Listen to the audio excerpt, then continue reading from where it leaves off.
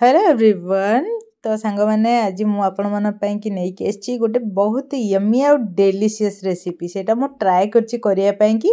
Perfect test तो आसला किंतु टेक्सचरटा आसला कि नहीं आप पूरा वीडियो देखूँ तापर मत कहे। तो चिकेन फास्ट कौन करवा ये मुझे लुण पकई सहित पकई अदा रसुण पेस्ट आउ से पकईदबा आम गोटे लेंबूर रस तो ताको आम मैरिनेट करके रखीदबा मिसामिशी करना आगे तापर आमे करबा हमर नेक्स्ट स्टेपटा। एठी मु नेछि धनिया पत्र पुदीना पत्र कटा जाइथिबा पियाज सहित कंचा लंका अबे कोन करी सब को आमे ग्राइंडर रे नै जिबा तार गोटे पेस्ट बनै दबा।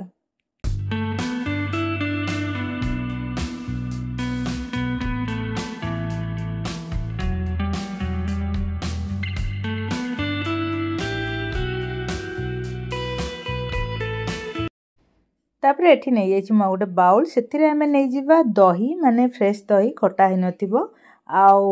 ता देरे आमे मिसेइबा क्रीम क्रीम करिया पई कि एठी मो पाखरे घरर हमर सर थिला जोटा को मु वर्तमान ताको क्रीम टाको ब्लेंड करिकिना तार क्रीम करदबा सरटा को ब्लेंड करिकि अबिका दही आ क्रीम को भलसे मिसेइ दबा।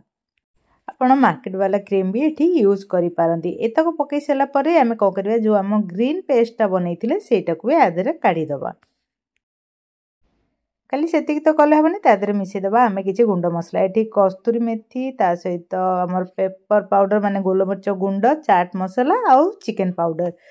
ताको बर्तमान भल से सब जिंस को मिसई दबा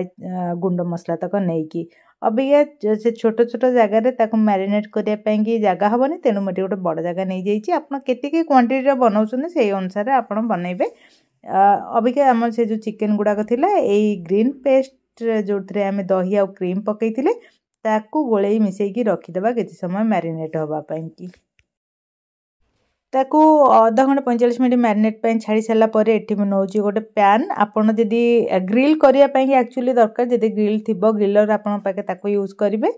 अब एठी सोरिस तेल कोन करे हम से जो मैरिनेट चिकन को गोटी गोटी काणी रखी कि ग्रिल करबा ताको टिके तेल रे नले भल से फ्राई करबा जेमती सेटा ब्राउन कलर हे जिवो। मो जेहेतु ए पैन देरे करूची सेटा टिके माने कड़ा हे पालानी हुए तो मु जदी तवा रे पकई थांदी ताले बहुत भल से ब्राउन कलरटा हे कि हेइतांता किंतु ठीक अछि जेहेतु जो बोलटा मु कली सेटा आपण माने जेमती न करबे सेति पई मु कहि देली से सब जगह चिकन को थरथर करके मु सेमती तादरे कर देली फ्राई। अबिका एठी बड़ कड़ाईटी नेली तादरे मु एठी घियो पकोची आपण बटर पकई दे पारंती तादरे हमर जति जो सुखा मसाला अछि ताको पकई देबा जेमती तेजपत्र लवंग हे गला हमर दालचीनी हे गला ताको पकई के टिके भाजी दबा। एबे एथिरे कोन करिए ना हमर जो ग्रीन पेस्ट आमे बनैथिले सब मिसामिसी कर साला परे सेही पेस्ट जोटा बळी जाइथिबो सेही पेस्ट को आमे जो हमर बटर देहरे पकई दबा बर्तन भल से ताको आमे मिक्स कर दबा। एथिरे टिके आ लुण जदी आपण चाहिबे पकई दे पारंती कि आगुर जदी पकई चंती तो सेहीटा सेही टेस्ट रे आपण देखि करिवे आउ राग जदी आपण को टिके दरकार थाए तो लंका गुंड पकई दे पारंती ता देहरे हम पकई देथिबा हमर जो चिकन गुडा के आमे ग्रिल रे फ्राई करथिले ग्रिलर रे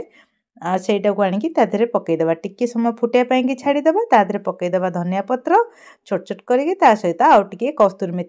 मेथी आ पेपर माने गोलमरिच गुंडर जो टेस्ट है ना एथिरे बहुत बढ़िया से आसीबो। आपण निश्चय यमी रेसिपीटा को ट्राई करंतो। एक्चुअली मैं बनौथिली हमर अफगानी चिकन किंतु जेहेतु मोर चिकनटा भल से ग्रिल हे पारलानी तेणु तार टेक्सचरटा आसिलानी किंतु टेस्ट पूरा सेमती ही थिला बहुत बढ़िया लागिला। आउ आपण मन ट्राई करिवे केमती लागला भी मते कहिबे।